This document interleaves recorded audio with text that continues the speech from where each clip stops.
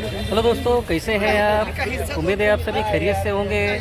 मैं हूं आपका दोस्त मोहम्मद मुकीम शेख और आप देख रहे हैं ये मोहम्मद रफ़ी साहब की कब्र है और यहाँ पर उनके चाहने वाले बहुत दूर दूर से आए हुए हैं। तो हम आपको यहाँ का क्या माहौल है, क्या नज़ारा है, वो पूरा दिखाएंगे और मोहम्मद रफ़ी साहब का जो 100वां जन्मदिन है उसके बारे में इनके चाहने वालों से मिलेंगे और आपको पूरी जानकारी यहाँ बताएंगे।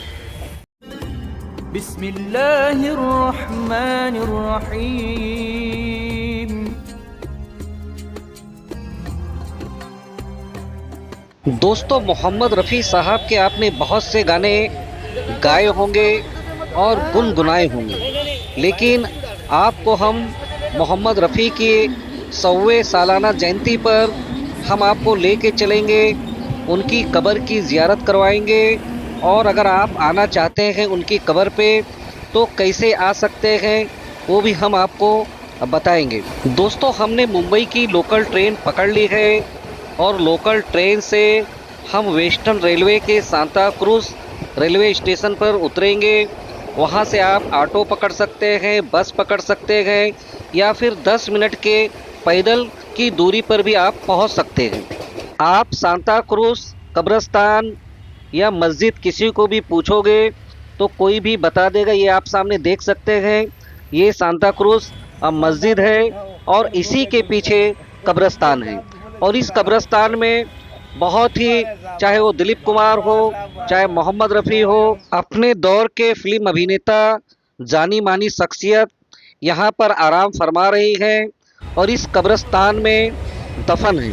तो हम आपको बिना देर करते हुए लेके चलते हैं मोहम्मद रफ़ी साहब के कब्र पर, जहाँ पर हिंदुस्तान के कोने कोने से उनके चाहने वाले दीवाने आए हुए हैं और किस तरह से उन्होंने कब्र पर फूल पेश किए और वहाँ पर फातिया पेश की गई, वो हम आपको दिखाएंगे।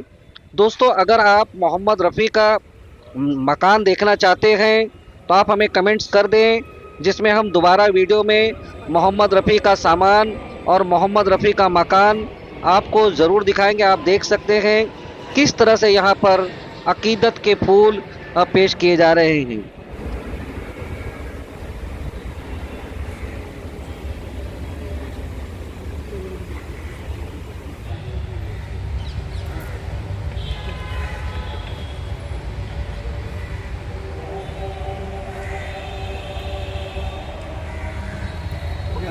मोहम्मद रफ़ी साहब की कब्र पर हमने भी फूल पेश किए और आप सभी की तरफ से फातिया पड़ी और कपिल कला केंद्र पिछले 40 सालों से मोहम्मद रफ़ी को भारत रत्न दिए जाने की मांग कर रहा है और इस कब्रिस्तान में मोहम्मद रफ़ी के चाहने वाले हिंदुस्तान के कोने कोने से आए हुए थे और यहाँ पर वो मोहम्मद रफ़ी के गाए हुए गानों को गुनगुना रहे थे, गा रहे थे, जिसे हम कॉपीराइट की वजह से हम आपको नहीं दिखा सकते हैं।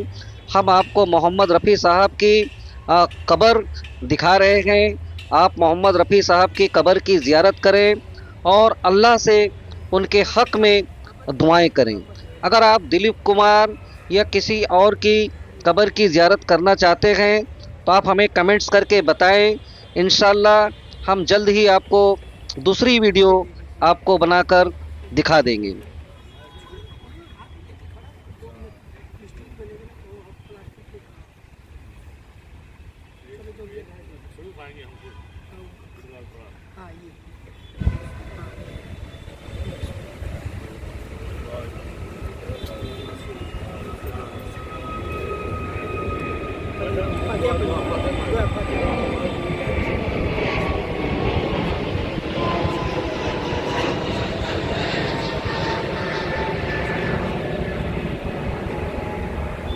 दोस्तों, आइए मोहम्मद रफ़ी के चाहने वाले से हम मिलवाते हैं और उनसे बातें करते हैं। आपसे एक ही गुजारिश है कि इस वीडियो को ज़्यादा से ज़्यादा शेयर करें और अगर आप हमारे चैनल पे पहली बार आए हैं तो चैनल को सब्सक्राइब कर लें। देखिए, हमारे साथ में मौजूद है ज़फ़र इकबाल साहब। ज़फ़र इकबाल साहब, अस्सलाम वालेकुम। अस्सलाम वालेकुम।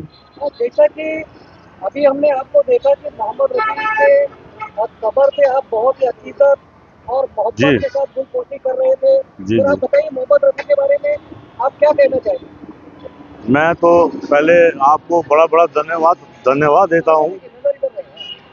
मैं आपको बड़ा बड़ा धन्यवाद देता हूँ जो कि आज रफ़ी साहब के कब्र पे हम सभी लोग फूल चढ़ाते हुए मिले, और उम्मीद नहीं थी कि आप जैसी भी हस्तियों से हमारी मुलाकात होगी। ये कुदरत ने हमें आपस में मिलाया, और इतना अच्छा हसीन मौका हर दफ़ा आना चाहिए।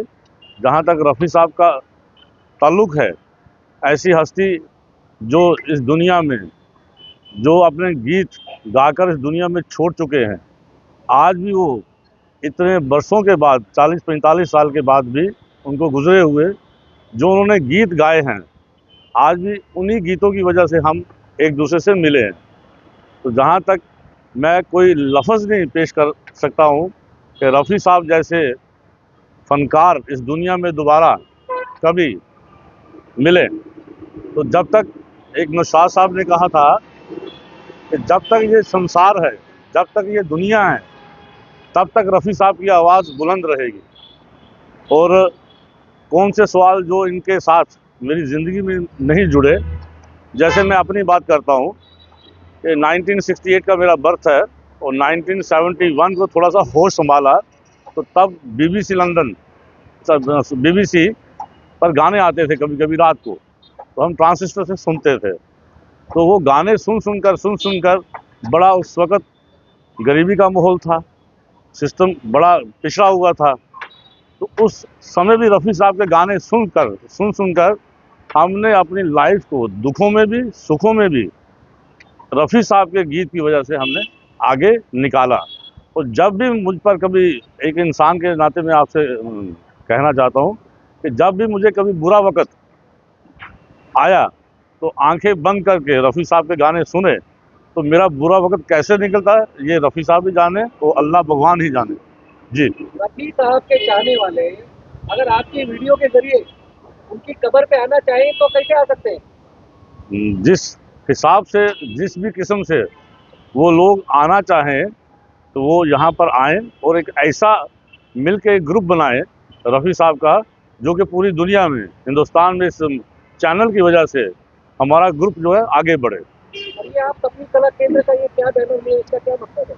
इसका मकसद ये है कि इनको भारत रत्न मिलना चाहिए रफ़ी साहब जी को, जो हमारे हॉनरेबल मोदी साहब जी हैं। ये एक इनका एक चुटकी सा काम है, क्योंकि हम भी जीते जी ये देखना चाहते हैं कि पूरे देश के हमारे 140 करोड़ के लोग इनको भारत रत्न उनके हाथों से दिया हुआ देखना चाहते हैं। आप आवाम को और क्या पैगाम देना चाहेंगे? मैं आवाम से यही कहना चाहता हूँ कि पढ़ाई बेशक ज़्यादा से ज़्यादा कर ले, वो आपका काम है। पढ़ाई बेशक कम करें। रफ़ी सर के गाने जिस भी किस्म से सुनने हों, तो मुझे लगता है कि उनके गानों में भी इंसानियत नज़र आ जाएगी आपको। आप अपना नाम बताइए और आप कहाँ से आए वो बताइए। मैं जम्मू से हूँ, ज़फ़र इकबाल, कॉन्ट्रैक्टर भी हूँ और एक सोशल वर्कर भी हूँ।